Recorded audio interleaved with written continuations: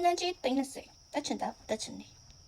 ကိုပြောမယ်ထင်လားအဲ့လိုမပြောပါဘူးနော်စားတာပါရှင်ကျမဒီလိုချီမိုးနေတဲ့လုတ်ကိုပြင်မျောကျမအဲ့လိုမူတွေဝင်ရှောက်ပြောနေရပါတော့โอเคအဲ့တော့တင်နန်းချောင်းလေးကိုလိုကြီးတင်ရှိလေးပြပြပေးမယ်တင်နန်းကာလာကတလနဲ့15ရက်ပါမိတ်ကပ်လုတ်က15မျိုးစတုံးအမျိုး30ပြီးတော့တင်နန်းစင်းတဲ့ခါကြလို့ရှိရင်မော်ဒယ်တွေကိုစင်မဲ့အဝတ်စား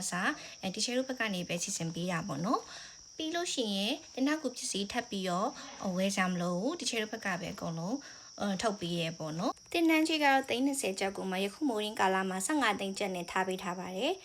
အားလုံးစင်ပြေအောင်လို့တင်နန်းကြီးကိုလည်းနှစ်ရက်ခွဲတင်လို့ရအောင်ထပ်ပြီးတော့လုပ်ထားပေးပါတယ်ရှင်နေရလာတဲ့ကလေးတွေအတွက်ဆိုလို့ရှိရင်လည်းနေစရာစားစရာစီစဉ်ပေးပါတယ်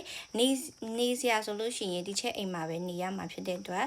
နေစရိတ်ကိုထပ်ပြီးတော့ပေးစရာမလိုပါဘူးကိုစားမယ်စရိတ်ပဲထပ်ကုန်မယ်ပေါ့နော်စားတာကလည်းဒီရွှေရုံးနဲ့စားမယ်ဆိုလို့ရှိရင်အသက်နိုင်ဆုံးတက်တာအောင်စီစဉ်ပေးပါတယ်